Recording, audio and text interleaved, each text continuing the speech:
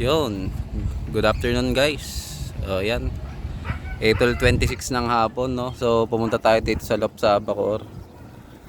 Medyo busy ngayon si parang Jomar, kaya tayo magpe-prepare nito. Bukas kargahan natin ng Summer Derby Race, unang lap po 'yan. So nagtimpla na ako ng patukan nila. So kakapasok lang nito. Teka, ang hirap ayusin ko lang muna yung patukaan nila. Wala pa tayong tripod guys Next time may tripod na tayo, di na tayo mahirapan. Yan. Yan, ganyan setup namin sa kanila pag magde-derby race. Pag bata pa, nandun pa sila sa loob kumakain. Pag malapit, halos malapit na mag-derby, sinasanay na namin sila kumain dyan sa labas. Yan. Hanggat maaari nga, pati tubig diyan ko na rin sana paiinumin pero yun, wala kasing yun dulo, tatapon lang yung tubig, kaya dito pa rin natin yan papaiinumin. So may halo to na na kapiranggot lang na honey. Dapat umaga pa kaso busy yung mga tao, kaya isingit na lang natin ngayong hapon. Imbis na plain water, nilagyan natin ng honey yan. Ito yung luma natin patukan sa loob. Hindi na natin nagagamit yan kasi nga malayo na yung hindi natin nalilinisan na rin, kaya okay lang naman, kaya di naman nag-uulan, kaya hindi na masyadong magano ng ammonia yan. Ayan, habang gigil na yung mga yan. Apat yung ilalaro natin yan sa sa derby race. Sampahan nila bukas. Hindi tayo madali magpakain. Hanggat maaari yung nagagawan sila para ma-experience nila ba yung kung ano mangyayari sa truck. Ganyan po yan Pag hindi ko sila kumain, bahala sila. Kasama dyan yung ilan natin na pang North Derby Race. Pero ang mga ring nun summer. Ang nangyari kasi sa CHPA, bali yung summer race nila ngayon, open race na tinatawag. Tapos yung summer race, kasabay na ng North Derby Race nila yon. So isang lipad lang yon. Iwalay ang laban ng summer sa kanang North, pero iisang lipad lang. Sa pagkakaalam ko bagong member lang tayo kasi So yun, habang pinapakain natin yan, pagkatapos nila kumain mamaya, susubukan ko sa kanila. Medyo wala pa tayo malaking budget, pero bumili ako ng ang tawag dito ay Ideal Pills. Bercele Laga. Yan, makakabili ka nito sa mga poultry supply, mga 10 pesos isa nito, minsan 11. Yan. Bale, ang ginagawa ko dito, share ko na rin sa inyo. Pag katulad niyan, Sabado pa lang yung sa first lap namin, bibigay ako neto Biyernes saka Sabado ng gabi. Sabado. Bukod pa yung binibigay sa gabi. Bale, 4 di ba panlaro natin? Ayan, 8. Sabihin, pang ngayong gabi saka pambukas ng gabi yan Yan po yan, sakto lang ang binili ko. Kaya kailangan walang malaglag dyan sa bubong. Patay tayo dyan. Diretso gulong yan sa may ilog. Ay, ilog. Dagat pala. Dating asinan yan. Yung kulay green na tubig natin dito. Teka lang, post lang natin Yan, so tapos na nga sila kumain. Pahingayin ko lang siguro to ng konti. Gagawin ko, susubukan ko muna sila ng Ideal Pills bago ko sila paiinumin. Para sumabay na rin sa para kumbaga sa logic ko para babasa yung gamot. Matunaw nila agad Yun po yun Sa akin lang po para sa akin lang po. Hindi po tayo eksperto dyan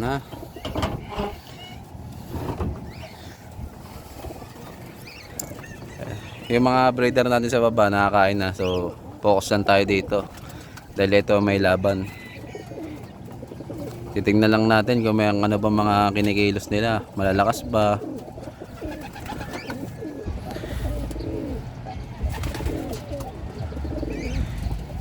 Observe mo dyan yung mga panlaro mismo. Ayan si longganisa po yan.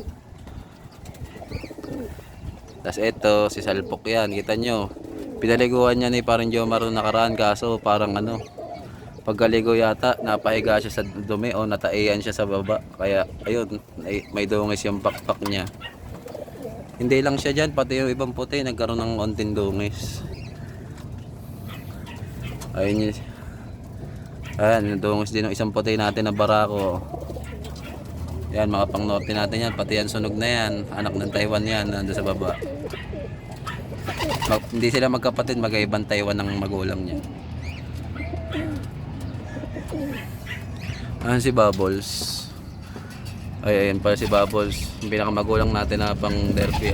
Ayun, wala silang pares ngayon. Yun nga, no? So yung update nga pala kay Tribar hanggang ngayon po, di natin alam kung anong nangyari sa kanya. Di po siya nakauwi. Nung gabi pala na kinarga namin yun, iitlog yun. Kaso mabilis yung ibon, kaya parang naengganyo kami karga. Baka ang isip kasi namin baka hapon pa siya ano eh. Siguro yun din yung dahilan kung bakit hindi natin alam kung nadisgrasya o ano, napasama siya, ganun. And so hey, kung sakaling uuwi siya, ayan, bibigyan natin na anuhan natin yan. Baka sakaling ilaro ulit natin sa ibang race na. Yan. So yan, tingin ko bang okay naman sila. Maliliksi. Post muna natin ha. Subo na tayo ng ideal.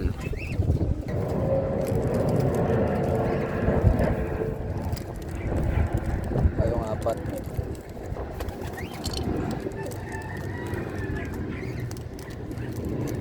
Kasing tabi sa mga kumakain ha.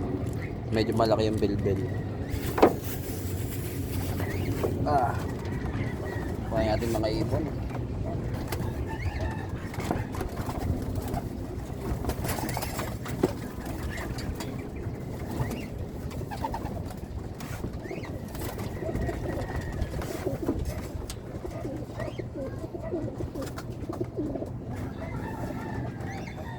Tama-tama lang yung kain itong ibon na to.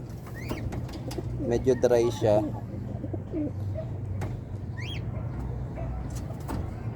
Pero sige, subukan natin. Pakainin natin siya. Subukan natin siya ngayon. Malaman na lang bukas.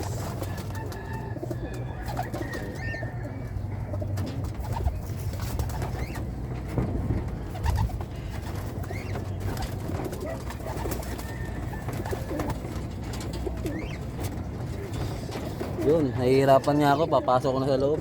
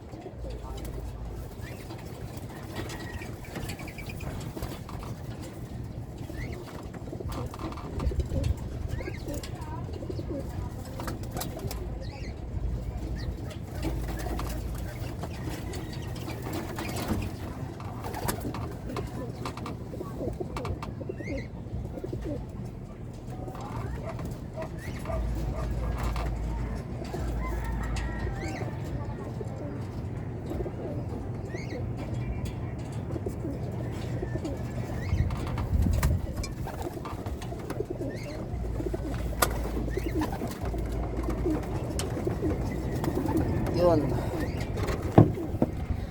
So napainom na natin sila, no? Painumin na natin sila para ano, ano na yung mga gamot na pinainom natin. So kaya natin tubig. Ay, ang gara.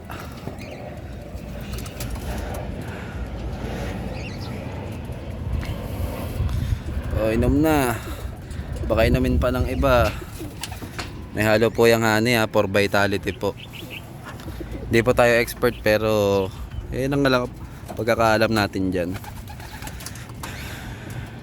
Pag obserbahan lang natin kung karamihan sa kanila makakainom. Medyo kasi matapang tong ano natin ha, yung si longganisa. Territorial na territorial po yan. Kita nyo naman, bulas na bulas yan.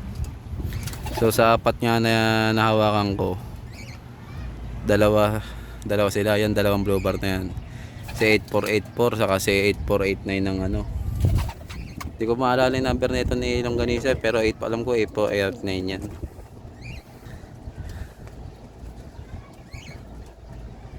Yan. Dagdag ko na rin po pala, pag ako nagpapainom ng ganyan na gamot, nagtatanggal po ako ng grits niyan. Mapansin niyo po, hindi ako nag-grits ngayon. Kasi may mga grits po kasi na may kasamang charcoal eh. Tapos yung mga itim na mineral sa lupa. May nabasa ako noon na ano, nakakapag-neutralize daw yun ng ano, kung ano-ano. Marami daw siya, yun na neutralize.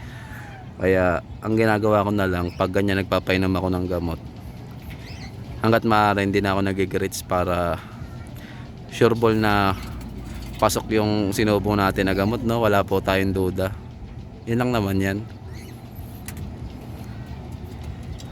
Baka kung sakaling umuwi pa to si Longganisa, bigyan natin ng pares yan pang motivate sa susunod na ano. Kasi parang naaning-aning na siya eh, no? Post muna natin yan ha. Bye. What's up mga kadaper god? Pre, anong ginagawa mo pre? Ang lambat sa ibon to. Pag lumilipad yung ibon gagawin mo. Puta nga, mamaya maniwala yung mga nanonood sa'yo. Kahit unti lang yun, baka maniwala. Saan mo ba talaga ginagamit yan pre? Ito, ginagamit ko talaga to sa ating business. Oh, English. Sa paghahango ng taong dito yan nilalagay. Tapos pag ginango na, nakalagay na dyan, tatapak-tapakan na lang ito sa loob dito. Bali yung mga talip-tip niyan dumi, lalabas sa butas kaya nang maiiwan sa loob taong. Handmade po yan ha. Lahat po yan gawang kamay. Maliban sa bakal ha. Bukod sa nag-iibon kami, kailangan din natin ng Pantustos ba? pang-test sa pag-iibon. So hindi naman puro ano lang, hindi naman puro putabok lang ng ibon, kawawa tayo dyan. Kulay lang ganyan. Kaya umuunat no. Mga ilang galon kasya dyan? 10. Mga 10. Mga pag may 20 galon kaya dito. Naunat no, ayos ah. Ang tigas pa nga ng bakal. Hindi mo nang bubukain yan eh. Ang ano mo yung nakamatutong. Babaloktot pa din ng mataas. Pag nabaloktot to, patas, pero matagal pa to. Mga 1 buwan pa yan. Tuwan-tuwa ka dyan sa ibon mo na yan pre ah. Ano ba lain yan? Ang lahi na ito, galing kay Baby Boy. Ang ano nito, ang lolo nito, pauwi nila ng yung Aklan? Aklan nata? Tiyataklan yung pre. Akat mo na lang yan ganyan. Oo. Basta ang lolo nito, pauwi nila ng hindi aklan, yung isa pang sa summer. Palawan. Pagkaalam ko Mindoro eh. Mindoro. Oo. Oh, Mindoro. Sige. Pero para malaman ko talaga, update ko sa may-ari ng ibon kung saan talaga bitaw ng lolo na ito. Kasi yung magulang niya ito, aklan nga yung niya tatay niya. Siya naman ang finisher ng Mindoro. Hindi po ka. Tama. Bali ito na yung nila, yung apo nung aklan. Tapos anak ng Mindoro to. Bali, Tapos siya, bulungan lang. tapos to, iagis lang namin dyan sa parteng kansa, hindi na uuwi.